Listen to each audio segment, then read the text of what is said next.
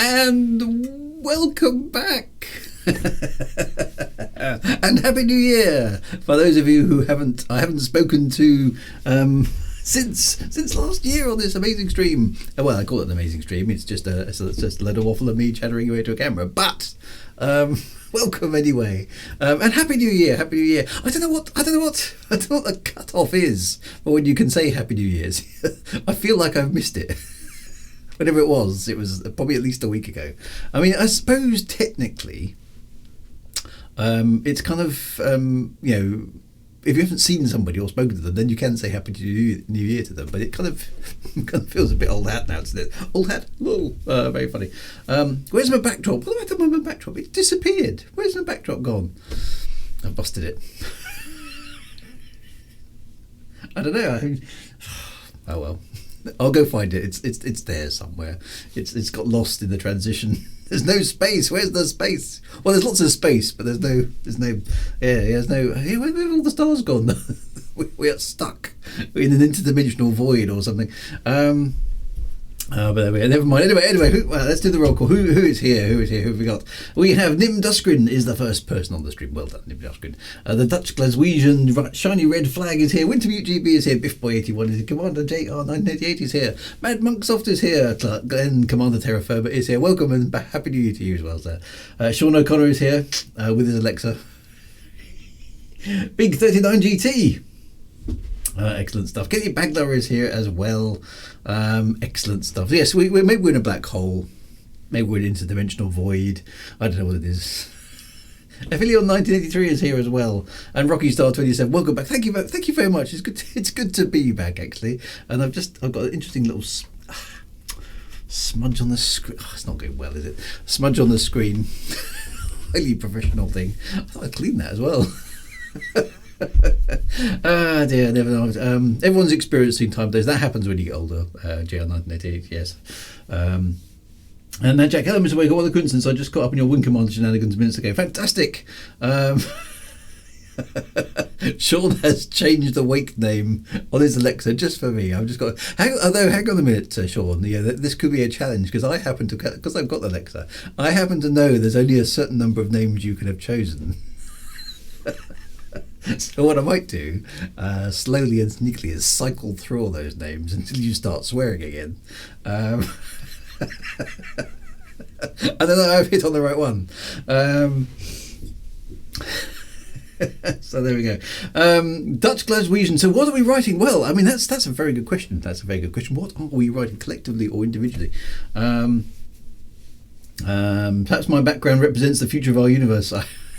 Well, hopefully we're going for something a little bit more optimistic than that. Total and utter darkness. I suppose it is the heat death of the universe is the ultimate fate of everything, isn't it? Several billion years in the future, but that is taking a very pessimistic view of everything. It's all entirely pointless. What's the point of even trying to exist? Okay, because we're all going to be stuck at just a few degrees above Kelvin, travelling around the dark. There's very, very small particles of us just floating around for eternity. There we go. There's nothing we can do about it either. That's the ultimate fate of absolutely everybody and everything, is the heat death of the universe. Now, it is several billion years away, probably several 100 billion years away. I don't know how long it is, but okay. Now we mustn't go down a really, really dread existential route on the first stream of the year. That would be really, really bad. We're not doing that. Everything's supposed to be cheerful. It's New Year's resolutions and uplifting stuff, which of course will be all trashed by the end of January. But we've got to at least try, right? Try and be optimistic at the beginning of the year. Bullet Fire, most fortunate moment to check Twitch just in time for the Master of the Rum and the Uncanny. Yes, well. There we go. At the end of all things, there remains Drew and his hat, and my new Ghostbusters badge, which I haven't seen the new Ghostbusters film actually yet, so I am planning to go see that. But I did watch the old one a little while back, so that was quite good. That was quite fun actually. You realise how old some of these films are. You think actually things like the original Ghostbusters film are actually quite contemporary movies, but of course they aren't. They're like 40 years old. And then you watch it and you think, yeah, actually, things have moved on a bit since then, haven't they? The passage of time is horrible. It's not good at all. dear. Anyway, so how are we all? Have you had a good Christmas and stuff? Happy New Year and everything else. So 2022. We've already had a massive volcano go off, so there's a thing, and I think we're waiting to find out what's happened, aren't we? We haven't heard casualty figures and stuff from tsunamis and things from that thing. That sounded quite terrifying, actually. Huge undersea volcano. So there's a thing. The politicians have been doing their usual codswallop. Some tennis player hasn't been allowed into Australia, which seems to have been big news. I can't understand that. Why that's such big news, but there we go. And various other bits and pieces going on. So there we are. 2022. We have started. So what are your plans? What are you planning to do? What am I planning to do? Just going very quickly on I got my other book finished at the end of last year, which was quite a big relief. Doomdark's Revenge, my fantasy novel, which so that was good. Got that out of the way, and then I've started now working on my new work in progress, which is the exciting bit. I quite enjoy this part of the thing most because you kind of start inventing new things. So I'm at the exciting stage of the project, not the tedious stage of the project. So that's good. Dutch Clash Region says the new Ghostbusters movie is fun. That's all I'm saying. So yeah, I have seen the trailers. My son's been to watch it, and he says you'll like it, Dad, which is usually okay. Good guy. He's actually pretty good at that. Yeah, the island's nearly gone. I mean, the volcano just kind of blew it up, didn't it? It's amazing. Jalen here had COVID, which ruined Christmas, but New Year was all right. Okay, sorry to... Oh, well, I already knew that, but for the purposes of the stream, sorry for COVID over Christmas, my friend. Sean had spent the New Year having business meetings. Ah, yes. Business meetings. Yes. Well, good. Congratulations, Sean, on working hard over the Christmas period. So that was good. And Jen, honestly, I didn't have super volcano exploding on my 2022 disaster bingo. No. So that's the thing, isn't it? There was a quite depressing, but for science fiction, particularly post-apocalyptic author types like me, of the most likely ways that the planet Earth is going to wipe itself out. There's like a top 10 list. I think supervolcanoes are definitely on that list. Somewhere up there, along with asteroid strikes and various other bits and pieces. Because I was kind of surfing through it, thinking, well, what's the best way to destroy the planet? It's like asteroid, it's been done. Supervolcano, could have been done as well. There's a few other entries on that list that are definitely worth going through from a kind of, okay, what's the best way to destroy the planet? But there we go. I think we had something like a 2-inch tsunami here from California from the volcano. We will rebuild. Wow. I mean, interesting enough, a few people with those little... I would have liked to have had one of these, actually, and watched it, but these little weather stations that, you can use a Raspberry Pi to track air pressure, apparently they registered a spike as the shockwave reverberated around the atmosphere. That's pretty cool. Howdy, says bloke with superpowers. Howdy. Excellent. And miss you, I don't even know you. No, I'm me. I'm Drew. I am an author, amongst other things that I do. And the idea behind this stream, for those of you who are on this stream who don't know it, it's extremely waffly. It's supposed to be very friendly and chilled back and relaxing. And almost always we get sidetracked into all sorts of discussions about things that are probably not relevant to whatever the topic is about in the evening. It takes us quite a long time to get to the topic of the evening. It is very much not a serious analysis of the entire writing and process, although we occasionally do get into some of the detail. But it's a kind of a friendly place for authors and writers and want-to-be authors and writers to kind of hang out, occasionally chuck questions in and just sort of generally chat online. Okay, so I mean, we've got Twitter and we've got Facebook and all those other social media things, but Twitch is mostly a gaming platform, to be honest. And I spend quite a lot of my time doing gaming stuff on it, but it does have this just chatting category where you can just waffle to the camera. And it also has a subcategory, I think it's called a tag, which is writing, okay? And now I have written a number of books, and a few people on the stream have written a number of books, and we're sort of here for writers of all persuasions, really, just to sort of hang out online and listen to me chat and waffle. And so what I try and do is interact with the stream. If you don't want to drop a comment into the chat, you don't have to. It's absolutely fine. You could just lurk in the background mysteriously, do that kind of Twitch noir thing. But if you do want to interact, feel free. designed to be very inclusive and fun and friendly. So there we go. Right, so the best part of 2022 so far is the crypto bros spending $3 million on a copy of somebody's Dune pitch book and mistakenly that gave them IP rights over to make it serious. Okay, it's actually happened. There we go. Bloke with superpowers, it's a pleasure to be here. It is a pleasure to have you on board as well. You must tell us more about what your superpowers are. I'm intrigued. I think that would be quite good. FEL 1983, if we consider the latest volcano will be 1/6 of Yellowstone, then another month will be even bigger. Yeah, I mean, it looked very large actually on the satellite image. I was watching that thinking, well, how big is it? Now, it's massive. It really is enormous. I mean, if it had gone off in a majorly populated area, say if it was something like Mount Etna or Vesuvius or something like that, it would have been absolutely devastating. Millions of people would have been affected. As it is, it seems to have hit this Tonga Island, which I will admit to never having heard of before.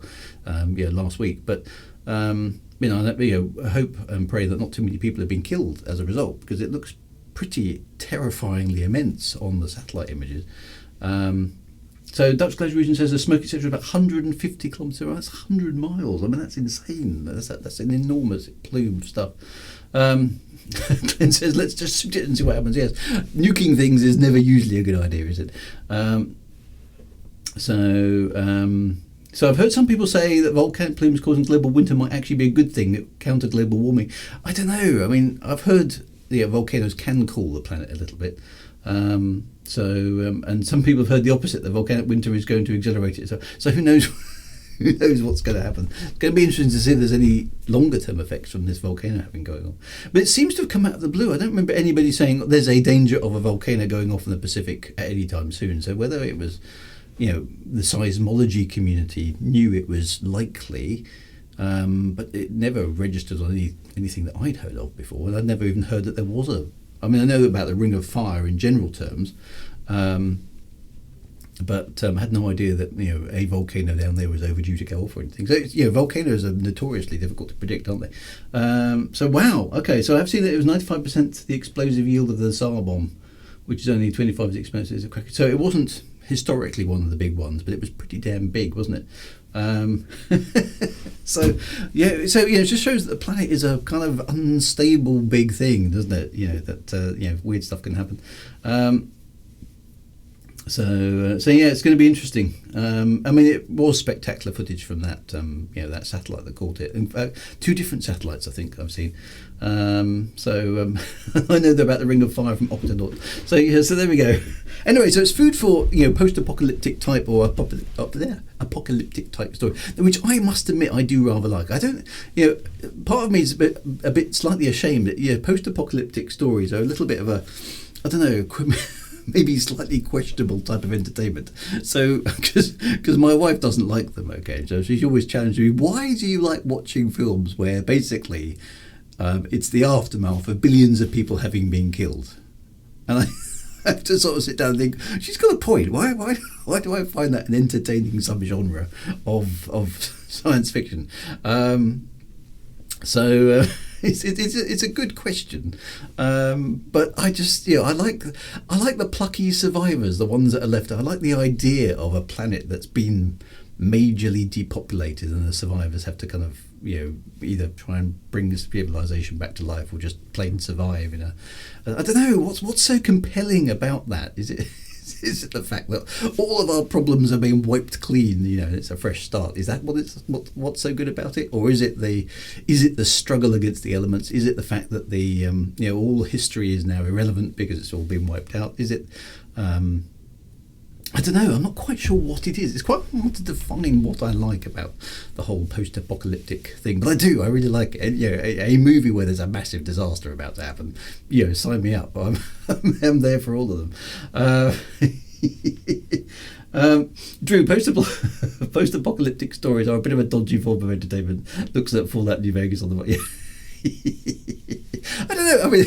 It's just like, so you're sort of basically taking joy and entertainment in the fact that billions of people have just died or about to die, and then terror is raining from the skies, or there's a virus about to wipe us all out, or the super volcano goes off and everyone asphyxiates. It's all good entertainment. I don't know. bit of a strange one. I suppose it's a bit like, and I can relate to this because I don't understand it. It's a bit like horror. Some people absolutely love horror films. Now, I personally don't. I find it very uncomfortable to watch a horror film. I don't sort of mind it in the science fiction space. Things like Alien, I get and I quite enjoy. But general horror, I don't like it. Okay, I don't know whether I don't like being scared or stuff like that. And I think maybe that's because my brain is very anticipatory, if that's a word, for the horror. I don't like horror movies. Okay, I find them very, very uncomfortable. So I don't like that. And so my brain is then asking the question: so why do you like being scared? What's the point of that? It's bad enough being scared in real life, let alone actually submitting yourself to being scared deliberately, knowing that you're going to be terrified for a couple of hours. That doesn't make a lot of sense to me either. So I can kind of understand the perspective of why do you like post-apocalyptic films. It looks a bit odd to other people. I don't know. It's just one of those things maybe we just have preferences for. So the horror one is ticking a few boxes. So overpopulation, we're good there. Yeah. Blokes with superpowers. We've had discussions on the stream before about basically, Thanos was right. Let's just get rid of a superfluous amount of the population. I don't know.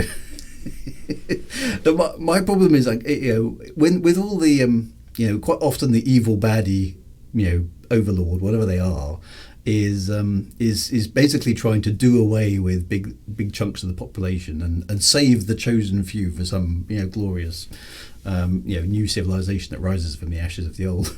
The trouble is, the older I get, the more sympathy I have with the super baddies, and I'm sometimes cheering them on, saying, "Yeah, you go for it, man," because that's definitely the right answer. And you're kind of thinking, "That's not really quite the right. It's not really the right angle either, is it?"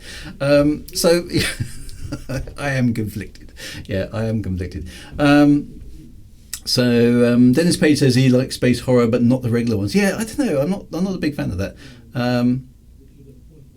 Magnificent Mako. Oh, Magnificent Mako, hello, sir. People enjoy post-apoc because it appeals to our desire to overcome overwhelming odds. I suppose that's true, yes. And Lords of Midnight Order, but yes, I'll come to that in my small progress update, my small personal progress.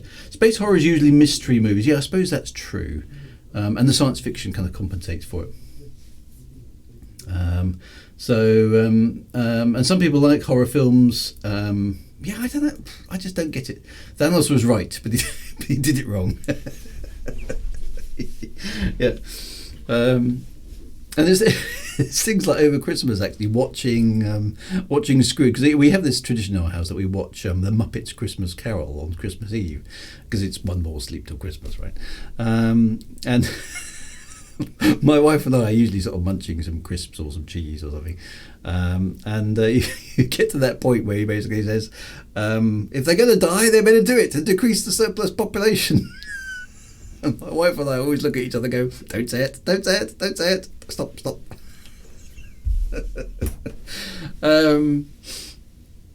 Glenn says Thanos was just Scrooge with power before the spirits visited. Oh dear. So there we go. Never mind. So Armageddon with a twist. Yeah, I don't know. It's weird. So there we go. So anyway, Gigi is here as well. So there we go. So welcome, welcome back everybody, and happy New Year. So yeah. So writing update from me. I have started on my next 4-book epic series, because everything has to be epic now, doesn't it? I mean, it's tradition. It's not really epic in that sense. I suppose it's a bit more epic than I normally would be doing, and it's going to be 4 books, because 4 books seems to be a good number. Trilogies are quite good, but 4 books seems to be a thing nowadays. So I'm kind of going to go with about the same length 4-book series as I did before my Shadewood series, and this is the same universe, so I'm writing 4 more books in the Shadewood universe, but not on the Shadewood planet. It's basically what happened elsewhere. So it's going to be more space opera, spaceships, and a bit more tech than before, but sort of similar sort of thing for those of you who like my style of writing. So it's characters, it's adventures, it's daring do, it's a bit of politics, it's a bit of this, that, and the other thrown in with a few twists. It's nothing that's going to stretch your intellectual fibres too far, but it's hopefully just an entertaining story. That's what I always aim for. Bit of escapism. But this time much more space and spaceship oriented than it has been before. But there will be a lot of stuff happening on the ground as well, so it's not just all spaceships. So and a bit of lore. So what I'm actually doing at the moment is the lore side of things. So I'm writing a bit. I've got to about 12,000 words, but what I keep stopping, going, I haven't worked that detail out. So it's like I suddenly needed a like a buggy to go around on one of the planets and do some exercise. So I haven't really worked out how that's going to work and how I want that to operate. So I had to sort of sit back and have a think about how exploration buggies are going to work in my universe. So that took me a little detour aside. And it's funny the number of little bits and pieces that crop up, and you're trying not to be derivative. And it's getting harder and harder. Okay, and I've noticed this when I was playing No Man's Sky last week. I was like, hang on a minute, which space propulsion drive am I using this week? Because obviously in the Elite game, it's now the frame shift drive, which is actually quite a clever name for a space drive. In No Man's Sky, it's called the pulse engine, and in Star Citizen, it's the quantum drive. So you basically take a technical sounding thing, and then put that word in, and then put the word drive or engine at the back end. So everything space scientific has got to be kind of, it's the quantum drive, or it's the frame shift drive, or it's the pulse engine. And then depending on which sci-fi franchise you choose, each engine's got a bit of a technical name. And trying to differentiate that, and obviously Star Trek's got warp drive and Star Wars has got hyperspace, right? And then there's various other things in all the different the Alcubierre drive, yes, at least it's based on some science. That's a very good point. All that sort of stuff, and trying to come up with something that's useful in a story that isn't kind of too silly sounding. All of those sort of things. The Alexa drive. Yeah, that's the thing. I suppose you could name it after. I can't remember what's the one in The Expanse called. Is that I don't know what it is. Chris says he's got a Clark drive in the space sitting. I worked on about 20 years. Mine's a screwdriver. Quantum drive is not. So no, quantum drive is now from Star Citizen. I don't know if that's unique or not. These things probably have come up before. Epstein drive. Of course, Epstein drive in The Expanse. That's what it was. Okay, thanks very much, guys. Which is possibly a slightly unfortunate name now, isn't it? The Alexa drive me crazy. So trying to come up with. I haven't come up with anything yet. And what I've tried to do is I've tried to avoid talking about it. And I've one thing I have noticed. I watched obviously over November, December. I can't remember whether it was November or December. Pick random last name unknown character and put drive on the end. Jones drive. Smith. Actually, if it was in the I was going to say Glenn's already got there. If it was in the UK, it would be the Smith drive, almost undoubtedly. It's like that'd be the John Doe drive. Yeah, that's the American one. The John Doe drive or the Smith drive. That's it. Yeah. So trying to come up with what. The danger is that, of course, you can spend an awful lot of time trying to work out what your drive unit is called, and then trying to figure out exactly what it does and how it works. And then what you can't do, of course, if you're any good at your science fiction authoring, is to do too much exposition about said technology in your actual book, because that will bore the pants off your reader. You don't want to do that. So you've got to come up with some parameters for your technology in your stories, but you don't want to over egg it in the story. It's a fine balance. You need to know how it works for telling the story and making sure it's consistent, but you don't want to over egg it in the actual story, because, to be honest, nobody's really interested in the fantasy space drive in any about technical detail. Well, and I say that's not actually true. I'm not. I don't mind, because it's a derivative drive, floppy drive. The derivative drive, I quite like that. Some people really, it depends on the sort of science fiction you're writing. Some people really love that technical detail of how a proposed theoretical imaginary space drive might work. But most of the time, in science fiction, depending on the type of story you're writing, it's a mechanism to move your ship from somewhere to somewhere else so it can get on with the next bit of the story. Okay, so you don't necessarily need to know too much about it, but you do need to figure out what the mechanism kind of is and what the limitations of it are, so you can write something that kind of obeys the rules of something or other. It's important to be consistent, and that's I think the thing. I remember making a bit of a funny because my space setting there was an anti-gravity drive called the Icarus Drive. So Icarus is a good name. I mean, you can always pinch a bit of Greek and Roman mythology, whack that in there. That's always going to work. Star Trek came up with a Spore Drive, which was interesting as it was vastly superior to the Warp Drive, so they had to find a way to get rid of it. I hated the Spore Drive. It's like, why did that get past any kind of writer's law guide early on? Because it's just so OP compared to everything else that's going on. It was just insane. Didn't like that. The Cliche Drive. That's quite good. As long as it's not called the Rover Drive. The Lucas Drive, perhaps. Yep. Include a diagram of nonsense and hand waving about the drive so someone who likes it could look at it and leave it out. Yeah, so I mean, you can chuck things like that into an appendix as well, and some people do that kind of thing. So I don't know. The Depression Drive. Where were we going, Drive? So all sorts of sensible suggestions in the chat. But those are the sort of things, and I've been mucking about with the lore because, the way the story is starting is I've introduced space travel early on. Okay. Drive me up the wall drive. So that sort of stuff is important. I do need to know how the spaceships operate, and I've done quite a bit of work on that myself, so I know roughly what I'm doing. But I haven't come up with a name for it yet. So I've got to have a play around and see what kind of percolates out of the grey matter over time. So things like that are quite interesting. It's also things that, if you've got spaceships, then you've got, what's the inside of the spaceship like, and how does that kind of work, and are there limitations? Because obviously in TV series, we're very, very used to, some sort of gravity plating, okay, which makes the insides of the spaceships much more like,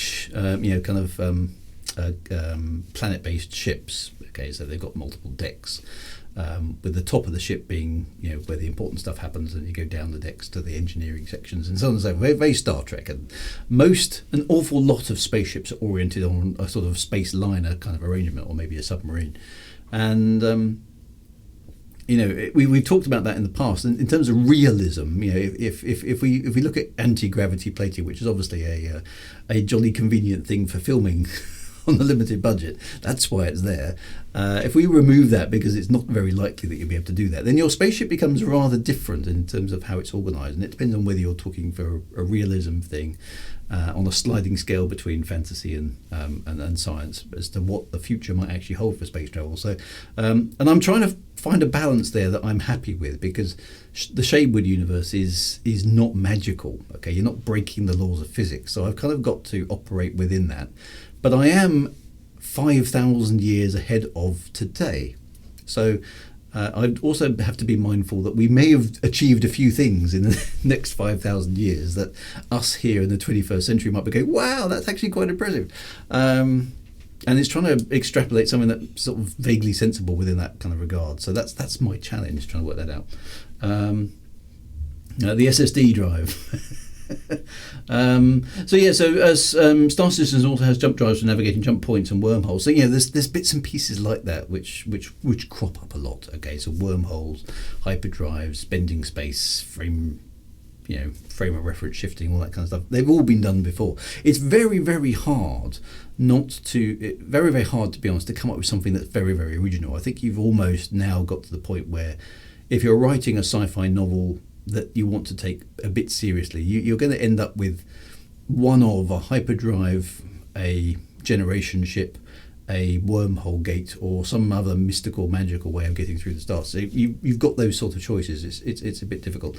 One of the things I thought was very interesting, actually, having watched the Dune film, and the Dune film is very political, very character-based, actually. I'm actually going back at the moment and rereading the novel, because the film only does half the novel. I was trying to refresh myself as to what actually happened next. I haven't read Dune since probably the 90s, or maybe even the 80s. And what I was struck by actually reading the novel, and Dune as a novel is actually quite old, relatively. It's older than me. That's how old it is. It's interesting to see how little attention is paid to any description of technology. Okay, there is a short appendix in the back which tells you what some of the stuff is, but most of the rest of it you're just expected to infer from very, very little description. And space travel in Dune isn't even mentioned. It's just one day you're on one planet, next day we've moved, and we're on the next planet, and the space freighters have dropped us off. It's there's no description, barely at all, of some of that, which is interesting from a sci-fi novel perspective. Frank Herbert was basically keen to get our characters from one place to another, and the spaceships were just an inconvenience. He just assumed, that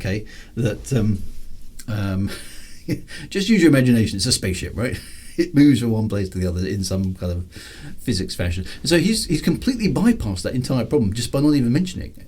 We don't know how the spaceships work, other than the navigators use the spice to sort of figure out how to manipulate space in some weird and wonderful. It's very, but much left after you, the reader, to figure out how it worked.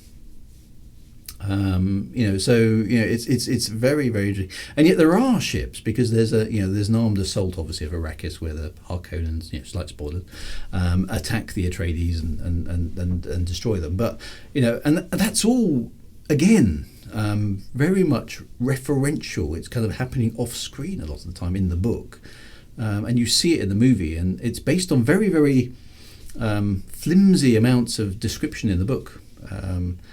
And the book cuts back to the dialogue between the characters almost straight away. It's all the detail in the Dune book is in the dialogue between the characters. There's barely any description at all. So your description of the spice, your description of the sand, your description of even the sandworms, the big features of Dune, I've been quite surprised to see how little description there is actually in the book.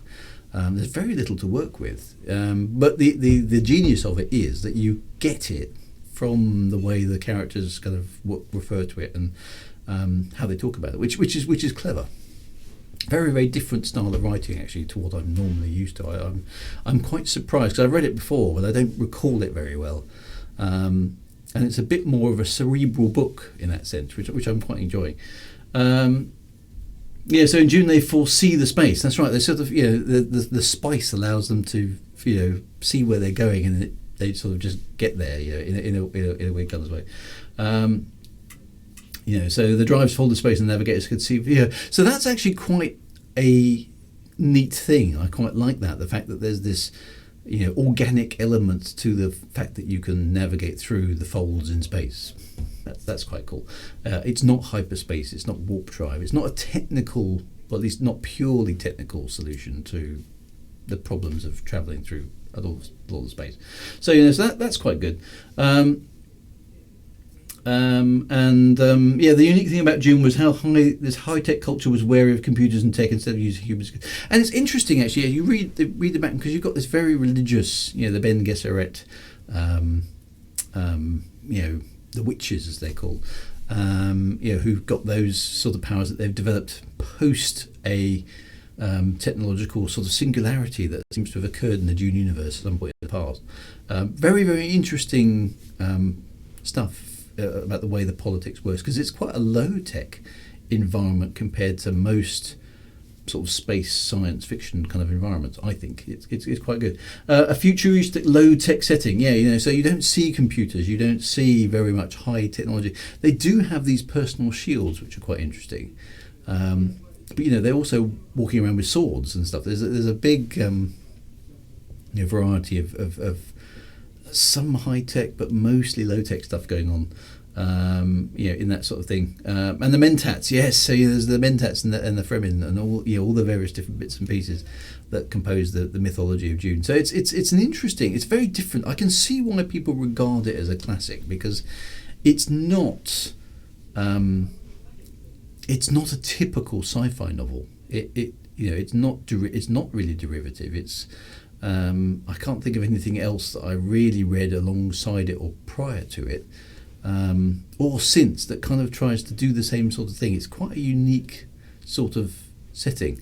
And as a book, I can see it's quite, you have to think about what you're reading. You have to recall conversations that some of the characters have, which is interesting. It does require you to think a bit more. That's it. The Butler and Jihad against the war against the thinking machines. Exactly, Winter Mutiny. That's what you're referring to. So that's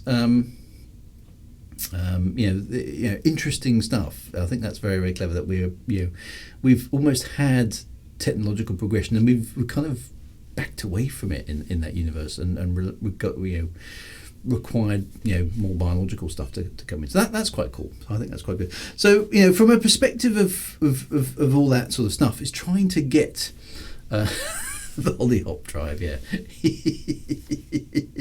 and then Dark Matter, the Blink Drive. That's right. They could jump around kind of randomly. That was quite good. So there's all sorts of different drives in science fiction, and of course most of the time they're just there to move the plot on to the next piece, depending on and sometimes obviously the drives go wrong. That can be a plot device, a bit of drama and those sorts of things. So so it's quite interesting. But I think the Dune one is quite unique. It's much less a technological drive than it is something else. It integrates well in the kind of mythos of the whole of the thing, which I think is quite clever. So there we go. So that stuff is clever. And my stories are not trying to be as sophisticated as Dune. I'm never going to approach that level of sophistication, because I'm looking at the writing in Dune, going, these characters are very, very complicated with lots and lots of depth. And I'm looking at what I write and going, I'm nowhere near that. That's not what I do. I haven't got that kind of level of skill, actually, I think, to write something that intense. One of the things you really get from Dune is intensity of characterization and dialogue. And my people are much more, my characters are, I suppose, superficial isn't quite the word I want to use, because I don't think my characters are superficial, but they're not as layered, they're not as deep as the ones I'm reading here. So I'm quite impressed by that. And as a writer and author, you find your own level of characterization, which is quite good. But I've been surprised in Dune by the amount of characterization. That's where all the work has been done in that book. Quite interesting. What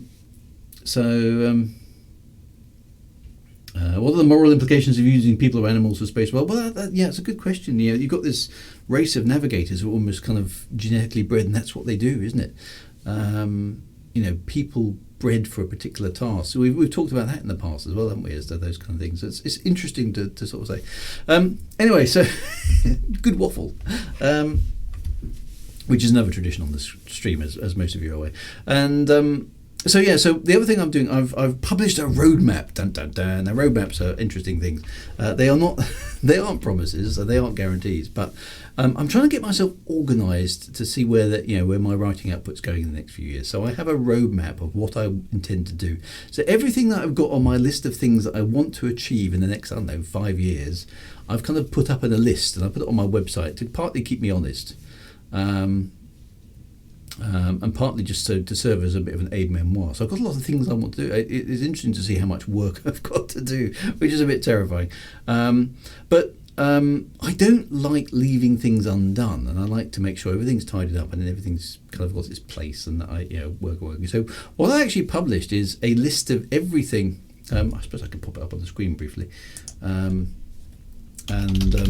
It's more for me to basically say, look, okay, Drew, you just need to bear in mind that you've got a bunch of stuff you need to get done.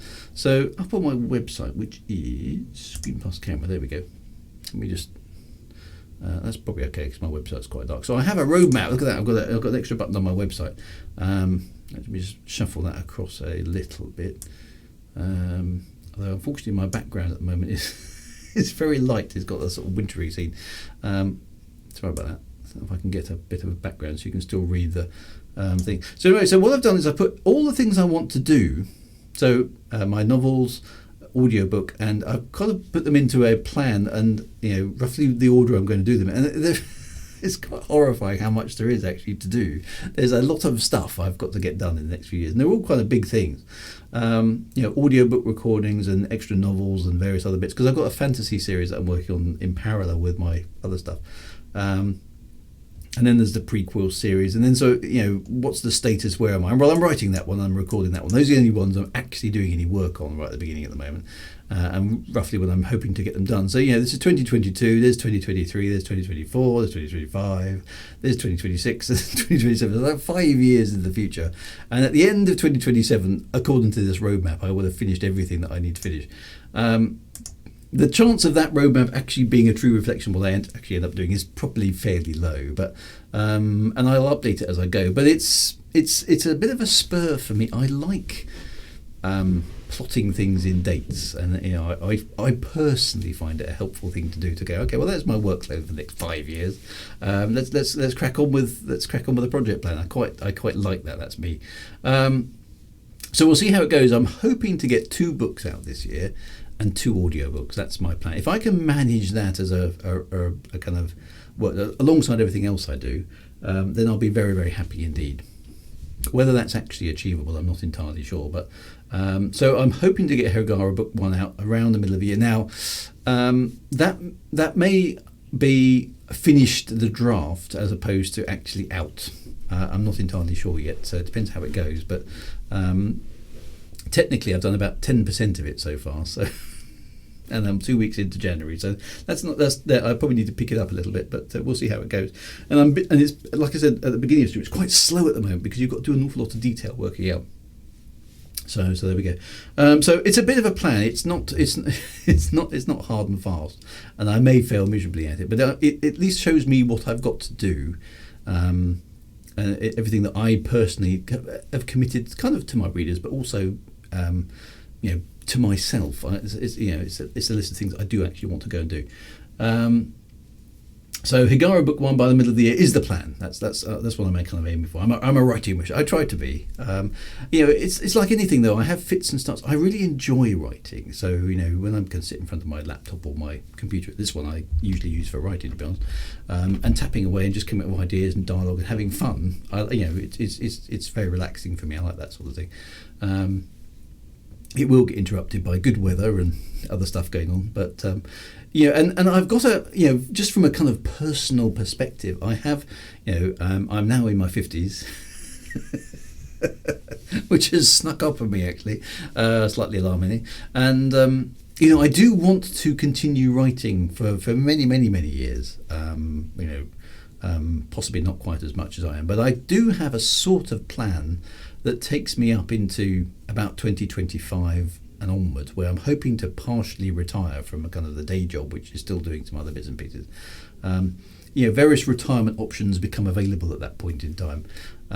Hopefully the kids are off my hands as well, and my wife and I have got various different plans of what we want to do. So there's a few kind of personal things all kind of consolidating in that sort of general area. And I want to get quite a bit of writing done before that happens. So, retirement plans, track days, car mucking about, all that sort of stuff's in the list. And one thing I have been quite surprised at actually is how much the Twitch and the YouTube stuff has taken off for me in the last year. So I've been doing it for a couple of years now, and it's always been one of those things I've just enjoyed doing again. But it's become a bit more of a thing actually. than I expected. So I'm not a famous YouTuber by any stretch of the imagination or anything like that, or very high up on the list of Twitch and stuff like that. But it is notable how much interaction I'm getting through that sort of channel as well, which I do find helpful. Glenn, I need a roadmap like that to get me going, or some 10 minutes, because I'm almost assured I will not stick to it. It is hard to stick to things like that, but it is sometimes worth it. I find it worth it to set myself some targets. So those sort of things are quite good. Jill, I think it says, totally genuine question. Is Higara being picked up by Fantastic Books? Did you have to negotiate with them to get the go-ahead for it? No, so at the moment, I'm just writing it. In terms of what I do with publishing that one, I'm not, I haven't made a decision on that one yet as to what I'm going to do about it. Fantastic Books has been fantastic in publishing all my novels to date. But stuff changes over time. So and they've got some other things in their portfolio that they're focusing on at the moment. So I'm going to have to just wait and see where we are when I've got the manuscript ready. But I'm my own man in that sort of sense, if that makes sense. And there's lots of options available, as we've discussed on the stream, as to whether you go with a small indie publisher like Fantastic Books, or whether you go and try and find an agent and try and get yourself to a bigger publisher through that route, or whether you self-publish. There's all sorts of options there, and I haven't made the decision on it basically at this point in time. I'm going to see what kind of creeps out of the woodwork and where I've kind of got to. So it's not a plus or minus for anything at the moment. I'm just wanting to write the story, and I'm going to kind of go and do that. We'll see how it goes. So maybe for Christmas 2020, we'll see how it goes. But I want to push myself onwards to get these kind of things done. So I like working hard. I'm not the sort of person who sort of likes to sit around and not feel like I've achieved something that day. I only managed 1,000 words today, which for me isn't all that many, but I worked out quite a few other kind of conundrums and stuff which I suppose I had to do. So there we go. So if I need to hire a video editor, Sean's the man. Right, I'll bear that in mind, Sean. So and I've also got plans to potentially move house at some point in the distant future. I'm not quite sure when it's going to work out. So there's a few personal things that kind of crop up in life that you get to a certain age and go, well, I've got to that age now. If we're going to do this sort of thing. There's various other bits and pieces. So those are all kind of in there as variables in the mix, I suppose. But what I want to do is I do want to keep writing. One of the things I've decided, actually, and this may resonate with some of you other authors, is that I've got a universe, the Shadewood universe that I've created. Yeah, I do need to be in the faster internet area, that's definitely for sure. Although hopefully getting that in March is here, so that'll suffice for at least a few years. Is I've created a Shadewood universe, and I've invested quite a lot of time in its lore and its character and its structure and things. And one of the things that I've been interested in, I've watched a fair bit of TV over the Christmas break, and some of it I've quite enjoyed. There's one, the Wheel of Time series, the fantasy TV series. I must go and find the books because I haven't read them. I've quite enjoyed that. I thought actually somebody there has done something quite good. It's got derivative bits in it. But I quite enjoyed that, and so there's somebody who's written some stories, and they've been options to the TV series, which is great. Good luck to them. But I've created something which I find very compelling in my Shadewood universe, and I want to fulfil its entire story. I want to tell all the stories that are there to be told in the Shadewood universe. So it's just something I want to achieve. Okay, now whether the Shadewood series and everything else will ever go on to be anything much bigger than a few books that sell a few 100,000 copies, that'd be nice. Keep buying my books. I'm not looking for necessarily success and fame and things like that. We've talked about those sort of things before. What does it mean to be successful as an author? I just want to write my stories, because I've never read anything that is like the stories that I write. Okay, there's certainly bits of it that you can say that's a bit like this or a bit like that, so on and so forth. But these are my stories, and it's very important for me to get them out there. And the only way that can happen is if I sit down in front of the damn computer and type some stuff. Okay. So, and I want to do that because there's a handful of people out there who like my books, which is great. Thank you very much. But it's just something I want to achieve. It's very comforting to me to see on my shelf. There's my books that I've written, and they're out there and people have enjoyed them. That's something I want to do as a thing that I did in my life.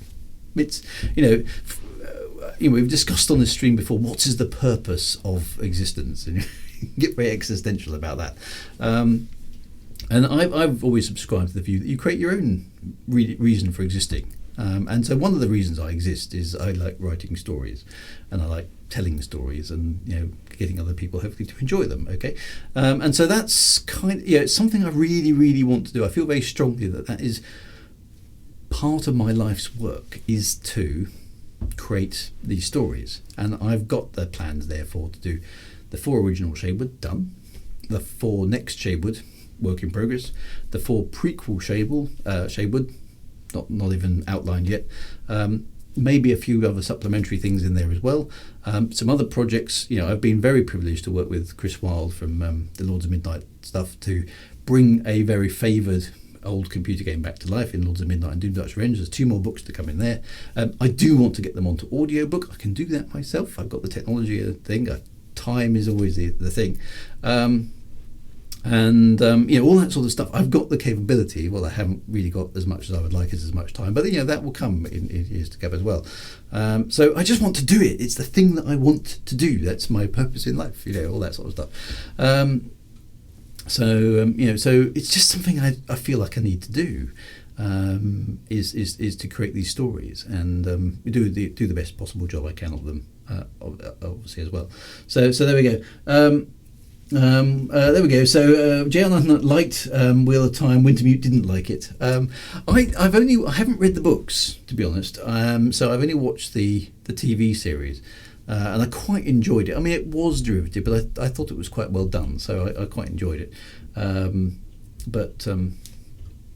It was certainly better than the what's that Philip Pullman one? The with the dust and stuff. I can't even remember what it's called now. That one, anyway. I couldn't stand that one. I thought it was dreadfully dull. But there we go. And just remember, you have a wife as well. That's a very good point. Yeah. So you're going to have an overall name for Shaban Higaru Universe. I don't know. That's probably something I need to think about as well, Glenn. Pete SB is here. Evening, good to see you. So I don't know. It's interesting. His Dark Materials. I couldn't stand his Dark Materials. I fell asleep. Very, very boring. So at the moment, Shaban's the first 4, and Higaru will be will be the next 4, and they're kind of in the Shaban universe, which maybe isn't the right word for it, and things like that I probably need to work out. So audiobooks are a big deal. I'm committed to making sure that those are accessible on the audio side of things. That takes time as well, so that's a big thing as well. So there's lots of work to do. But I like having a plan of things that I'm attempting to work on. So there we go. But it is fun to take some time out and watch some other people's stuff as well. But if you've got a unique story that you want to tell, go out there and tell it. We've discussed on this stream before about all of the individual experiences that you've had as a person that make you unique. Okay, just like everyone else. He said flippantly. But all of those elements, if you can encapsulate some of those feelings into storytelling. So an awful lot of the stuff that my characters go through or feel about, there are things that I've experienced in some way myself. It's easier to write from those kind of perspectives. Now, I've not lived on a planet where there's been a red dwarf in the sky and burnt by a solar flare or anything like that, obviously, but certain experiences that I've had in my life that do make it into my story. So there's one really, really good example in Shadewood 2 or 1. I'm just trying to remember now. I think it must be 2. It's been a while now. Where Zoella basically tries to she leaps from a pier to get to a boat, and she misses, and she's basically floundering around in the water. She grabs a rope that's attached to the back of the boat and then is basically dragged under in the wake. And that whole experience of being twisted about and trying to catch your breath and not being able to get to the surface while hanging onto this rope while the boat's moving away, I've actually experienced that in real life. So that whole experience that I wrote for her as a character in that particular scene is something that actually happened to me once. I did jump in after a boat, try to grab a rope, grab the rope successfully, thinking I'll just haul myself up using the rope. It doesn't work like that. And basically the suction of the ship sucked me underneath the water. And so I had a choice between letting go of the rope and getting lifted in the harbour, or trying to hang on to the rope, actually being pulled under the water, and obviously eventually drowning. So, and as you're in that process of trying to figure out what the hell you're going to do, there's confusion and there's fear and there's all sorts of things, and that helped me write that scene. So you can transfer personal experiences to things, and I've had experiences where I've suffered an injury or something and fainted from the pain, and woken up in an odd state, having been unconscious and various other bits, and you can use those experiences to inform your novel. So those sort of things are can be quite. I don't necessarily recommend them, but if they have happened to you, go use them, right? So there we go. I'm currently reading a book series specifically because it feels similar to some things I'm trying to write. Happy to see that there are things in it that I'm not. So it's interesting because sometimes you read things and you think, damn, that's really, really good the way they've done that. And other times you think, oh, no, I wouldn't have done it that way. I could do it much better than that. And it's always a learning experience because people are only people. And, we all do things in different ways, and there's always something you can learn from someone else. And you can incorporate things like that into your stories. So I write the stories. Well, again, one of the best pieces of writing advice I was ever given years and years ago now is basically write the story you want to read, because I've never come across the book that is perfect for me. I've tried to write those books myself that are perfect for me, which are my story, and whether other people like them is some slightly beside the point in some ways, but that's kind of how I've always approached it. I've got very close with some books. Some books are like, oh, this is so good, I really enjoyed it. But a lot of the time I'm in critique mode going, I'm not sure about that, But that's one of the dangers, I think, of being an author and a writer as well. So there we go. Chris Viking says, in January 2015 I slipped on ice and had a mild concussion and woke in the hospital the next town over with no memory of what happened. The feelings of the warrior is definitely something I could do. Yeah, so those experiences can be really, really compelling because they're so realistic. And I've had a situation where I've described somebody dying, and somebody's basically said, I can tell that you've been with somebody who's died from the way you've written that, and actually they're right. I've used experiences like that to inform the description of scenes and things like that to kind of make it more compelling. But that doesn't mean to say you can't do it if you haven't experienced those things. I don't. The write what you know is a double-edged sword, because you can't know everything. How can you know how it is to be a person that situation's happened in? You can only put yourself in there with your imagination to a certain extent. So write what you know, yes, kind of a bit, but it's one of those cliches that I don't like all that much, actually. I don't think it's particularly useful, that one. Sometimes it's good to see how others have done something similar. Experienced that where I've gotten stuck with some aspects that's turned up in a book I was reading. I went, oh, that's a good way to do it. Yeah, so other writers certainly can be skillful, and you can kind of go, oh, well, that was a clever way of handling it. The Dune stuff, basically, how do the spaceships work? Not telling you. Okay. So you write the story you wanted to read, but then you never reread it. Yeah, so for me, I know it might sound a bit weird, Glenn, but yeah, it's kind of, I write the stories that it's the process of writing them that I find the most exciting, because I'm bringing them to life as I write them. So as it's writing, it's all fresh and new, and I'm going, what's this character going to do, and how are they going to act?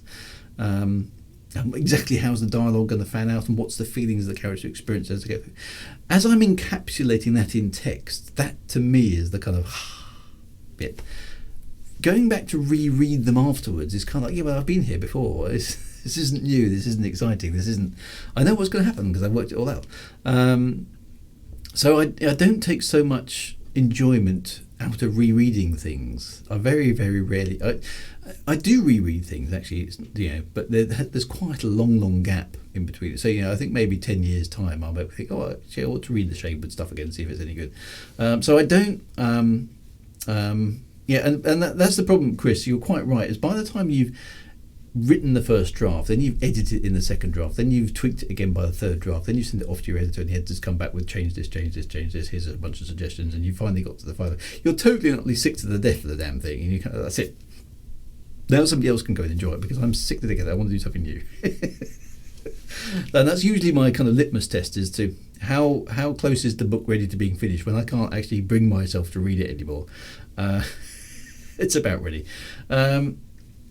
So there we go. So so to be fair, having to reread your book a million times, I just get bored of it. I just get bored because I've been here and done that, and I'm not creating anything new at that stage. I'm just fine-tuning what I've already done, and that bit is harder. I find that more like work than it is fun. as you know, so the editing is a bit soul destroying. You've got to do it for quality purposes, but I find that a bit soul destroying. So it's strange actually. The bit that is really exciting to me is the first draft. Okay, so that's telling yourself the story, as somebody said. That bit is, you're creating the characters, you're creating the dialogue, you're fine tuning bits of lore and all that stuff. You're making up an imaginary universe and you're peopling it with people and putting things in, and stuff happens and adventures and scrapes and everything else that goes into them. That's the fun bit. Everything else is just refining it, which you have to do to get it in front of other people. But it's not it's not nearly as satisfying. It becomes work, and by the time you finish that process, you're kind of like, you're a bit weary. I really felt that with Doom Dark's Revenge, and I think it's okay as a story. I really enjoyed writing it, but the editing process for that was very, very hard work, because there were an awful lot of things on top of the normal set of things that I had to take into consideration for it. And it was quite wearisome towards the end. I got quite fatigued with, not that one again, I've got to go back and edit it again, really. And I did have to do it, and I had to slog through it, but it was a slog towards the end, just trying to get it finished off, because the fun bit had long gone. It became a job, and so I've got to bear that in mind, and that's why it's quite nice to have a few overlapping projects, so you can have one book in first draft mode, which is the fun bit, and then you get into the mechanical editing bit of it, and then the other bit is I can still do some writing stuff over here, the exciting bit, while I'm still doing some mechanical stuff. So I tend to organise my working day that I do my exciting stuff in the morning when I'm kind of fresh and the coffee is still working. And then in the afternoon, I tend to do the more mechanical stuff, which might be, there's a bit of lore I need to work out, or there's a bit of editing I need to do, or there's a bit of website updating. Some of the sort of stuff that doesn't require the imagination to be firing on all cylinders, I kind of tend to do that in the afternoon and do the exciting stuff in the morning. So that's how I tend to structure it. But by the time I finish the process of, creating an entire book, had it... I'll probably go back and read the Shadewood series in about a year, about 10 years, I would say. But I want to get on and write some new stuff. I've been there and done that, so that's basically how it goes. It's very much like cooking. Love to cook a 4-course meal, but by the time it hits the table, I don't want to eat it. Yeah, I mean, I've heard that before. The art of creating something does take away, because you can't approach it as a new thing. So I almost envy people who get to read books who aren't authors. It might sound really, really quite strange, because they get, when somebody says to me, I've just read Doom Dark's Revenge, and people read my books quite fast. I'm quite surprised how quickly they get through them. I mean, when some of the new Shadewood books were coming out, it's like people will post on Twitter like two or 3 days after the books come out, I finished it. It's like, yeah, but you've enjoyed in 3 days what it's taken me 9 months to create. The payback is a bit weird, but they're not sullied by the fact that they know what the story is. So I can't approach one of my books as a book that I've never read before. I just can't do it because I've written it. Whereas you, the reader, have the advantage of, there's a new Drew book out, and hopefully he's done a good job, and you just read it and it's just like, this is all new, I haven't seen this before. It's totally a new story, which isn't an experience I can do except when I'm writing the book for the first time, if that makes sense. So there we go. Ash Kingdom 967, just on my way down to Tesco here, and I'm listening to Drew on my phone. What the industrious age! I mean, that's cool, isn't it? The fact that you can be doing something very mundane and then tune in to somebody else on the internet somewhere else in the world and just listen to them waffle about stuff. I mean, technology is great. What can I say? What a time to be alive! Yeah. In Doom Dark, how many people edited or beta read it when you were editing? So I have a select group of beta readers that I use to sort of check things out with Doom Dark. There's about 4 or 5 people I use. And I'm trying to manage the feedback from them as I'm editing as well, so that gets a bit complicated as well. And they've all got different perspectives on different things, so some of them tend to focus on the characters, some of them tend to focus on the plot, some of them focus on the technicalities and all that sort of stuff, some of them focus on the grammar and structure and stuff. So it kind of helps me get a good cross-reference. So yeah, you're incorporating all that sort of stuff as well.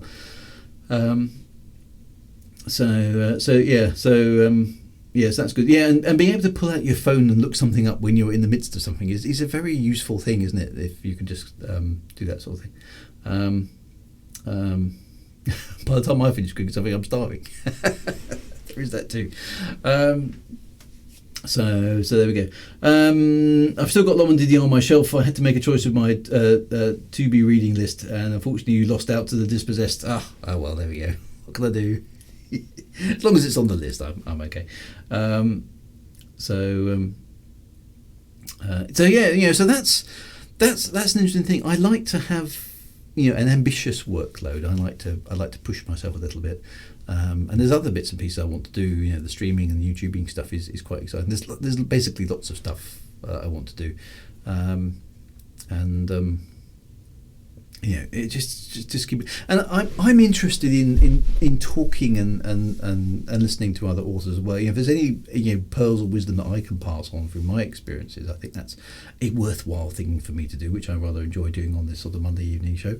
And if you're a brand new author, or you're somebody who's just starting out with the idea that it might be a fun thing to do or might be a fun thing to try, there are lots and lots of pitfalls that you can fall into, and it's if you've kind of been there, done that, bought the t-shirt and stumbled through the mire in advance, I think it's only beholden on people like me who've done a bit of that to kind of pass on some, if you're thinking about it, consider this kind of advice. There is no sure guides to anything, but I think it's appropriate for dare I say it, us older types to, if there's an interest, to pass on any advice that we can to other people who want to get on and try things. I'm very keen, and always have been, to encourage other people to try it and try their hand at writing or try their hand at doing things, particularly if they're younger folks, because there's plenty more things to be told. The danger of getting older, of course, is you get quite set in your ways. So I'm a child of the 70s. I'm a teenager of the 80s. I'm a 20-something of the 90s, however it works out. So I have my view on the way the world works, and that may be right or wrong, or it's just my view. But we've got to encourage lots more voices to be talking about things. It shouldn't just be older people writing books. The other thing that does worry me a little bit, just in terms of writing and authoring and stuff in general terms, is partly the amount of time people have available, because everything is very pressured now, even compared to how it used to be when I was growing up, and that was still pretty pressured. But now everything is 30-second sound bites, and everything is instant react to this, instant react to that, which isn't really the best environment for reading a long old book. Okay. And it's been very interesting for me, as I've mentioned on the stream before, to note how quickly audiobooks have taken over from paperbacks, just in general, in terms of just the number of things that actually get sold. If you start talking about actual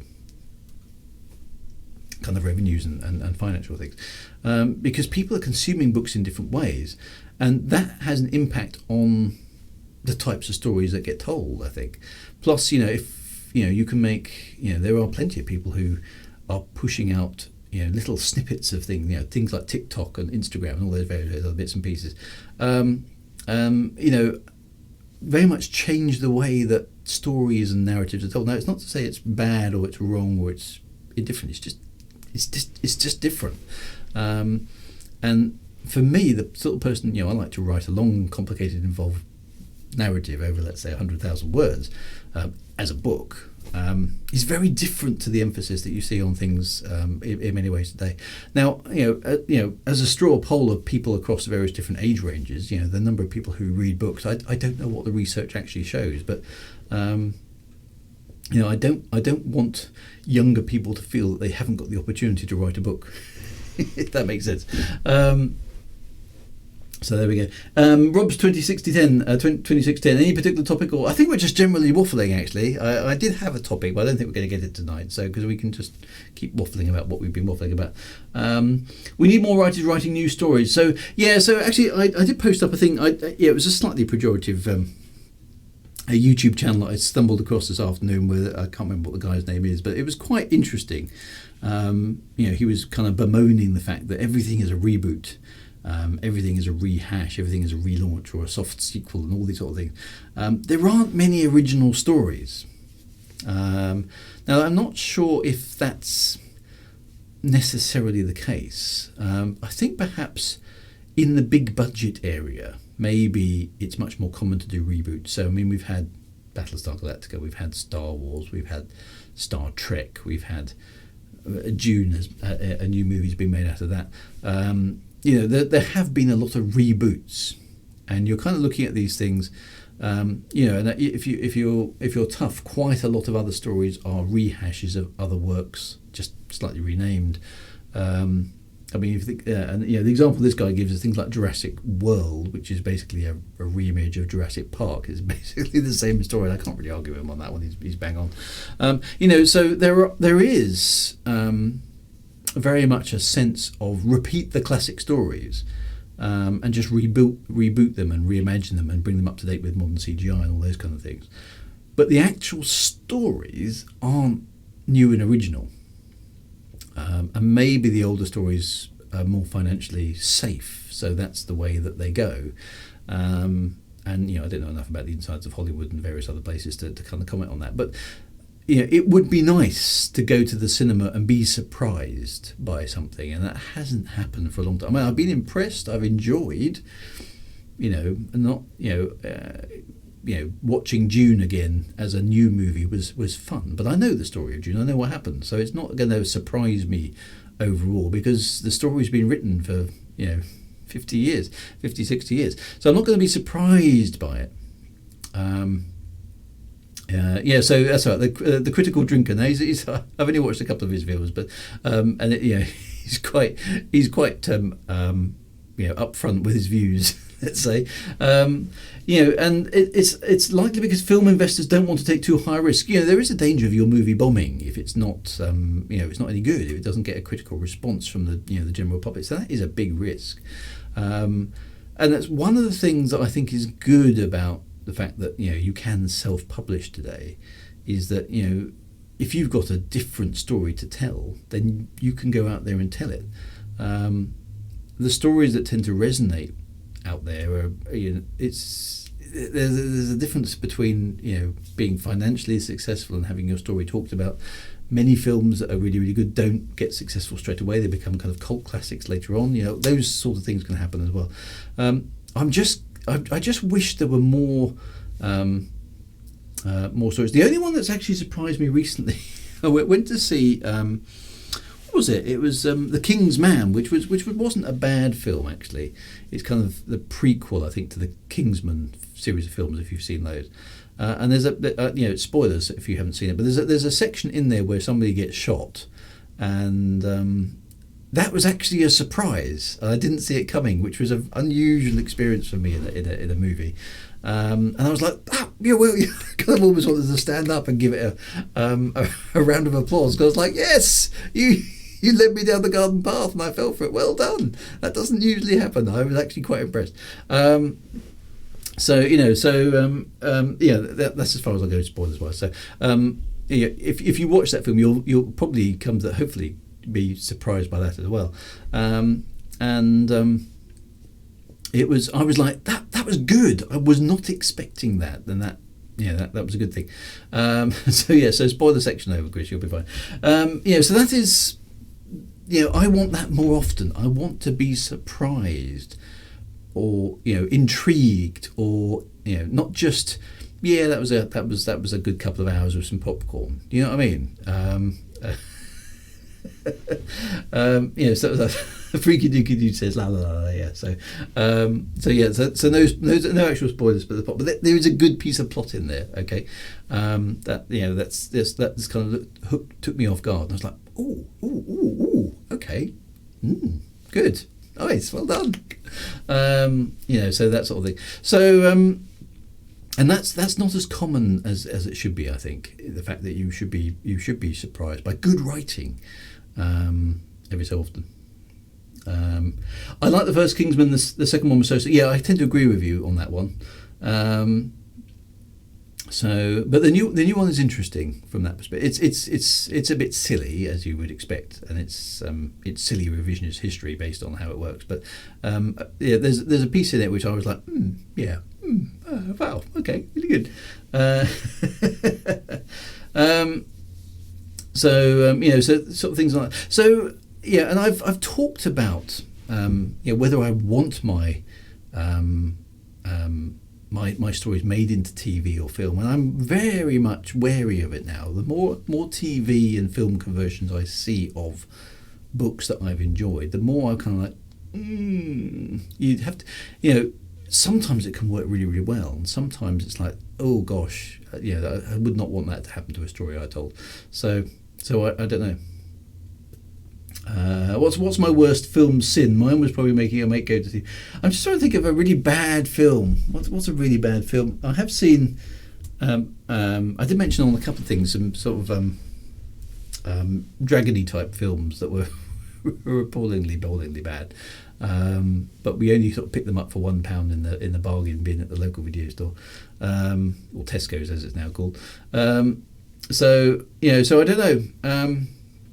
So yeah, actually, Glenn, that's a really, really good point. I suppose one film that was really, really bad actually was the Wing Commander film. How many people saw the Wing Commander film? Now, the games I've been playing on Saturday mornings, enjoying them immensely. But there was a Wing Commander film, and it was pretty bad.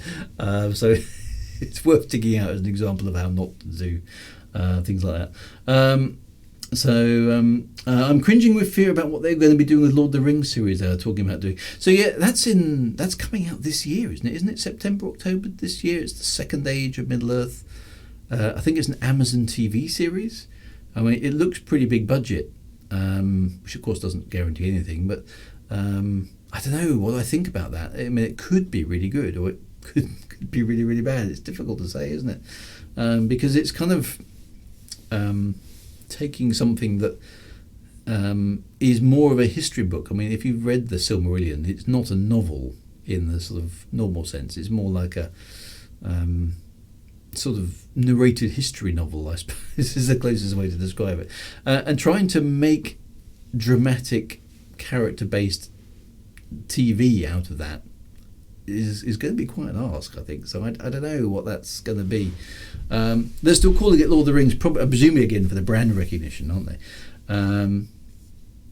Have you seen the new version of Around the World in 80 Days? It's on par with the recent War of the Worlds adaptation. Oh dear, that's not good. No, I haven't seen that. I have heard about it, but I haven't read it. That's the thing, you see. So if you're going to do an adaptation of, let's say War of the Worlds, why the hell can't you just stick with the book? It's like, why do we always have to interpret things for nobody yet, other than dear old Jeff Wayne and his musical version, nobody's done a definitive War of the Worlds movie. They've always changed the setting, or they've moved it forwards and backwards in time, or they put it in the contemporary. You don't need to do that. Why can't somebody just film the book?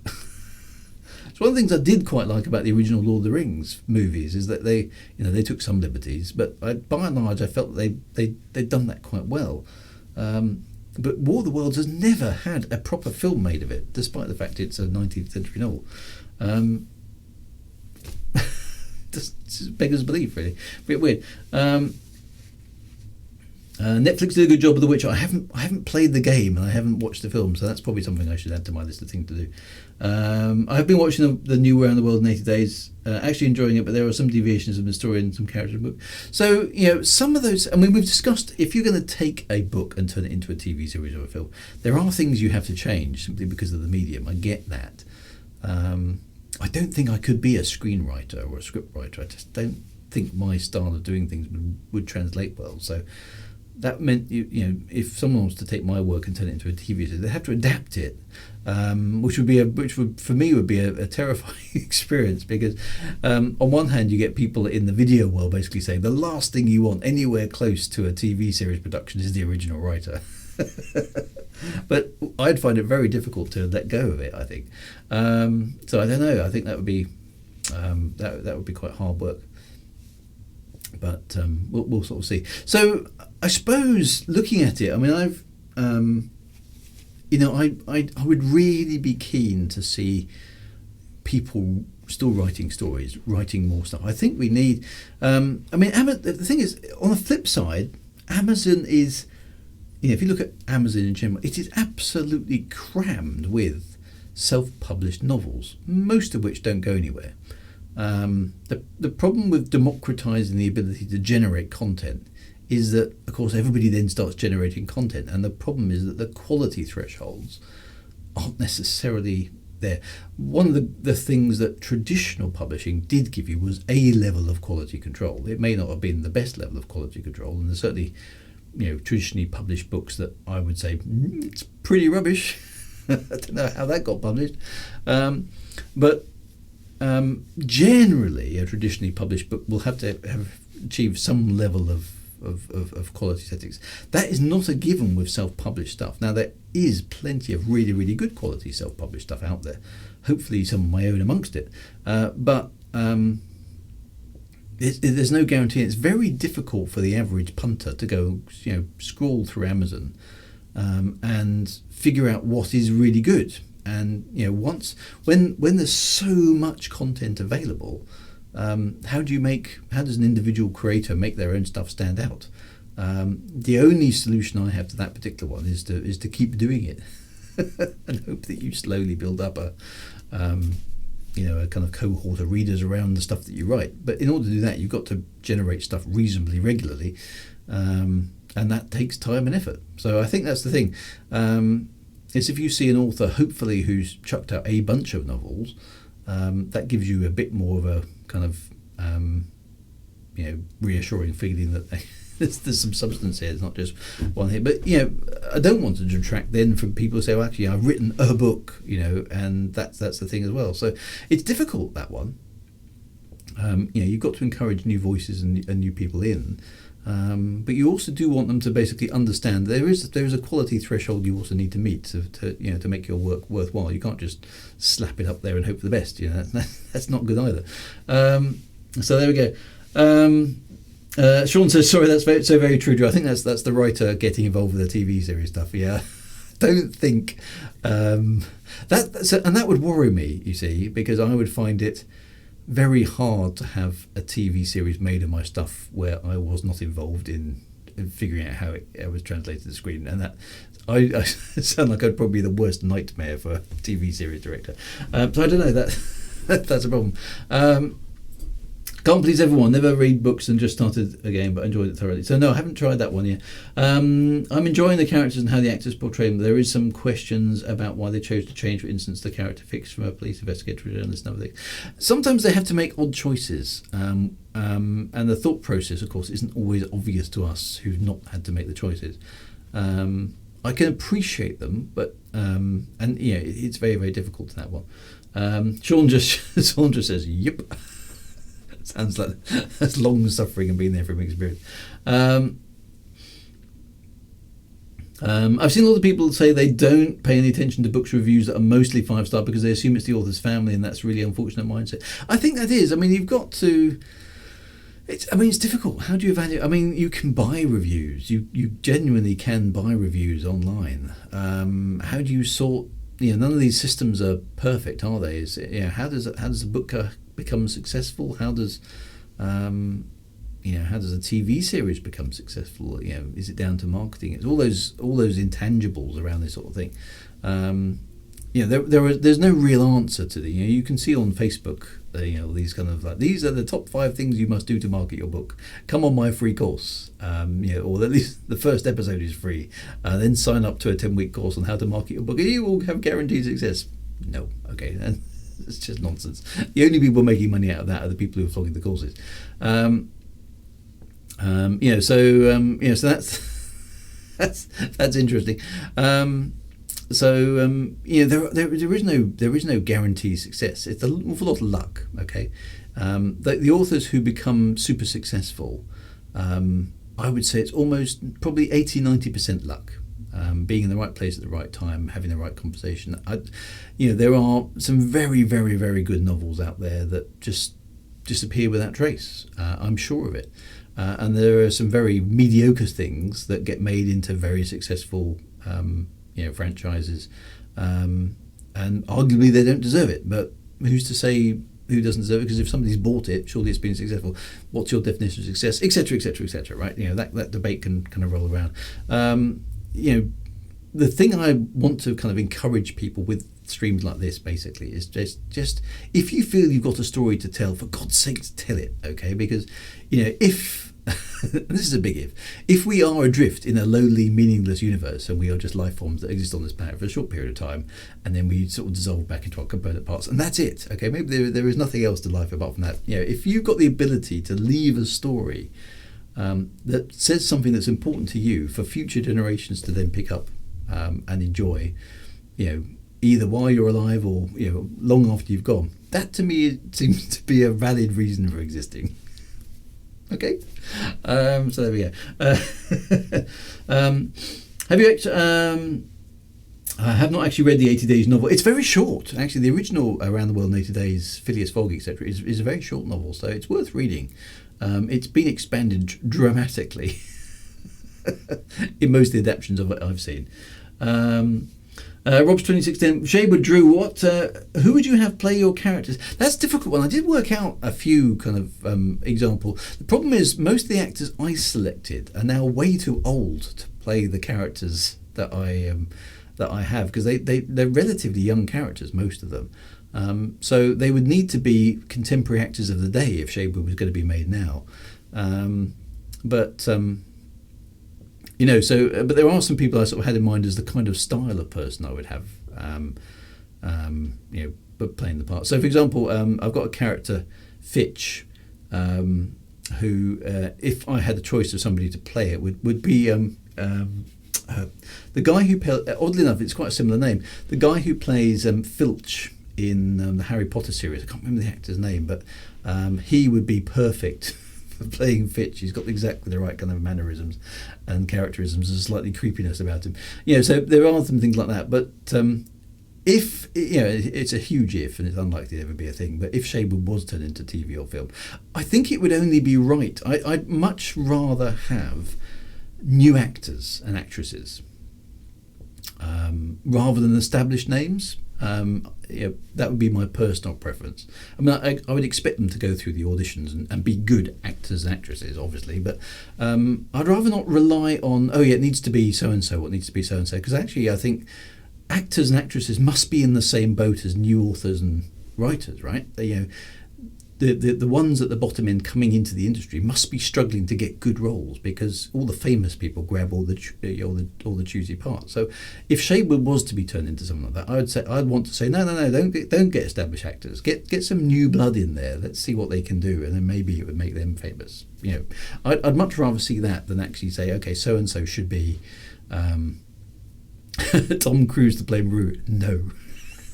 The characters in Shaber, the three main characters are just out of their teenage years, so they're in their early 20s, right? So they should be played by actors in their early 20s, as far as I'm concerned. And I've seen a few people who I think would be quite good at playing them, but they're all now in their 30s, so that's not right, as far as I'm concerned. They need to be young actors. So that's probably what I would do if I had a choice, which of course I wouldn't. Because Sean would ensure I wasn't anywhere near it. Something amusing yet poignant I saw about the nature of the universe and consciousness of it, something like the universe is just dust that exploded so hard it woke up and thought about it. Now I saw that. Where do we see that, Jan, on here? I read that phrase and I thought that was excellent. I thought that was really, really nice. So the universe is just dust that exploded so hard it woke up and thought about itself. So that's kind of it, really, guys. That's what we are.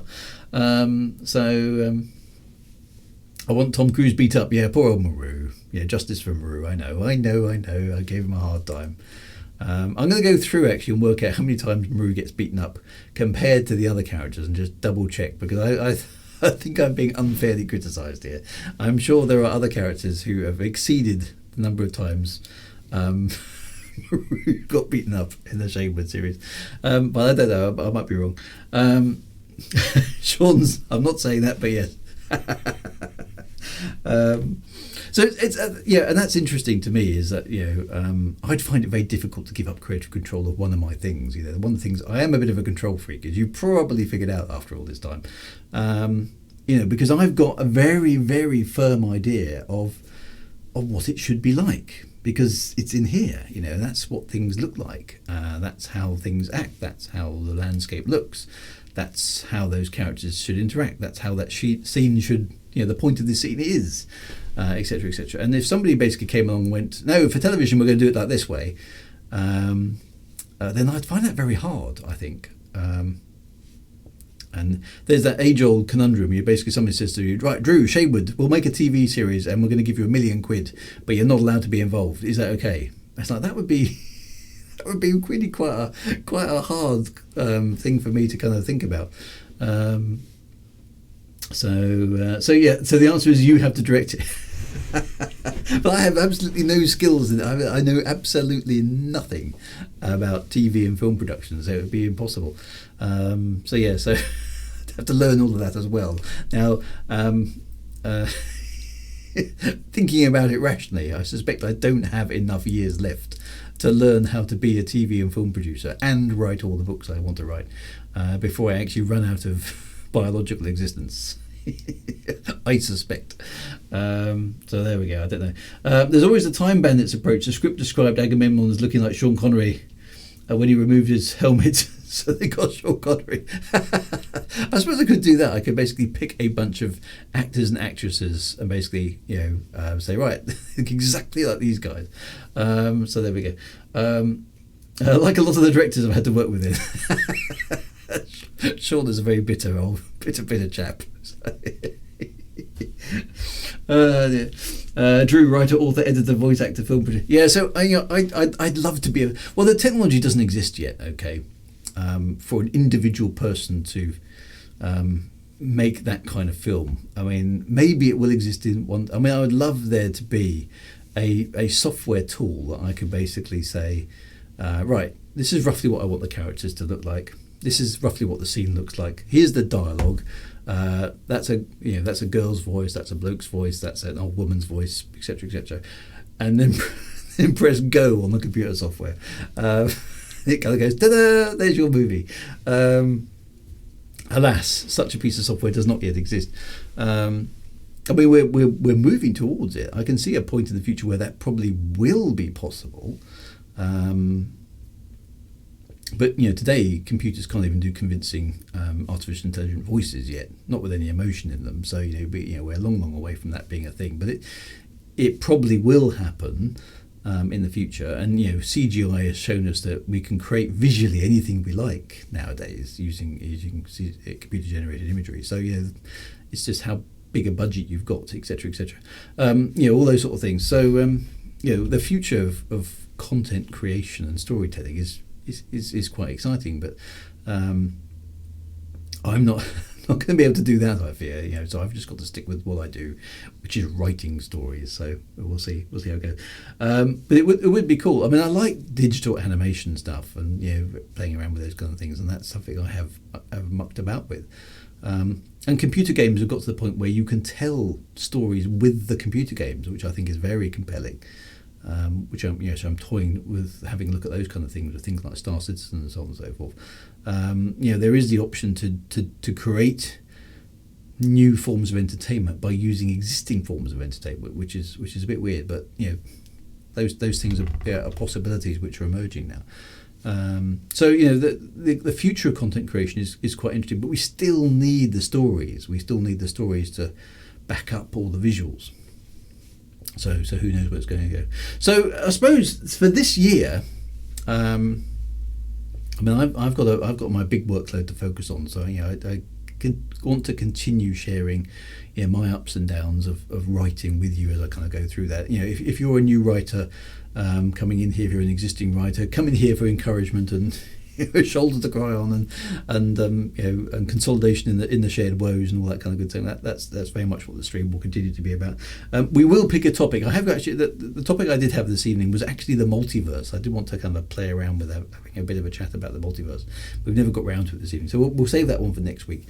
And it will continue to be a regular sort of Monday evening chat about all things space and science fiction and fantasy, and the occasional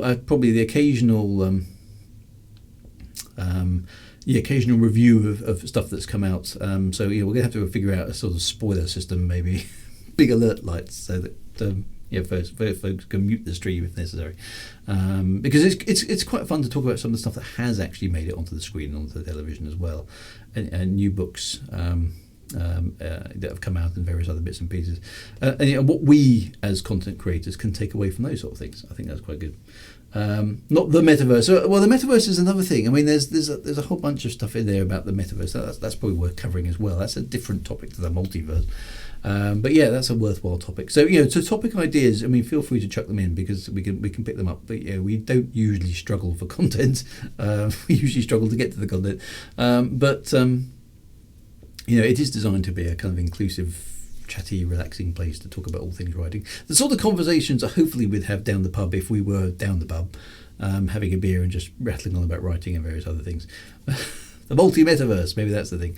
So in the alternative universe, we did discuss the multiverse. Yes, exactly right. I didn't realise we stayed on the waffle. I thought the whole topic was Drew's epic roadmap. We kind of stayed on it. If you're going to do a roadmap, you might as well make it epic. Everything's epic nowadays. It's nice to have a plan, and that doesn't necessarily guarantee that I will generate everything that's on that roadmap, but it kind of sets out for me the sort of stuff that I do want to do. So we'll see how it goes. Fingers crossed. The content creation and stuff. The waffle map. That's what I should have called it. Yeah, it's not so much a roadmap. It's more sort of a waffle map. There we go. The plan is not to have. No, I do like having a bit of a plan. I'm always a bit of a planner. I always have plans for this and plans for that. So more advertising than road waffle. Road waffle doesn't sound good at all. So, but it's good to be back. It's good to be back in 2022. It's good to be back in January and getting fresh perspectives. So if you've got writing projects that you're embarking on, then do let me know, because I'm always interested to see what you guys are up to as well. It's fun to see the projects that and the progress, or sometimes the lack of progress that happens, and getting over some of the challenges, because we all have them. I get stuck sometimes with ability to write, and sometimes it's things like, I mean, COVID has chucked a massive spanner into things for many people, including myself, because having had that disease and then recovered from it, that the long COVID stuff is definitely a thing. Having less energy as a result of it and getting fatigued more easily and all that sort of stuff doesn't help with the concentration and the ability to write, because you need to switch your brain on to do writing, and that takes a certain amount of discipline and effort. It's quite hard, and if you haven't got the energy to do it, that can be a really annoying thing, really irritating. Man Monk says, has to write my objectives of the year, and my objectives are not to have objectives. Thought plan A and B were both waffle. The topic is plan Z. Yeah, well, we never got to plan Z. In fact, we'll just use all the alphabet letters up at some point in the time. But we will do discussion topics, and sometimes occasionally they'll even be serious ones. We had a couple last year which were kind of in-depth, serious discussions about various things, which were quite well received as well. So.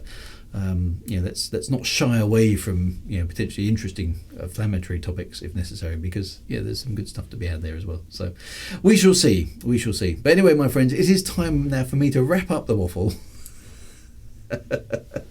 Hopefully, not getting too covered in maple syrup and sugar at the same time, but and leave you with the rest of the week. So I shall be back on Thursday with No Man's Sky. Friday is now Star System. Saturday is now my retro playthrough streams. Monday we'll be continuing the writing progress to see how well we're doing and what's going on. So stay tuned for that sort of stuff and various other shenanigans that I may get up to. But onwards, keep writing, my friends. The key thing is just if you have this desire in your heart and your mind to create stories, then go do it. Okay, go do it. These stories are very precious things, and they need to be told. They do need to be told. They are insights into things. They're a product of your imagination, and that's if anything counts from long term, it's the stories that we tell. So more stories. That's Go do it, okay? That's right. That's your objective for this year. More stories. Be good. Take care, my friends. I will see you on Thursday if you're about for the gaming stuff. Otherwise, obviously next Monday. And anyway, Happy New Year. All the best for the year up ahead. And fondest wishes to you and all your loved ones and all your friends and so on and so forth. Be good. Take care of yourselves. Look after yourselves and have a fantastic week ahead. Take care, my friends. See you soon.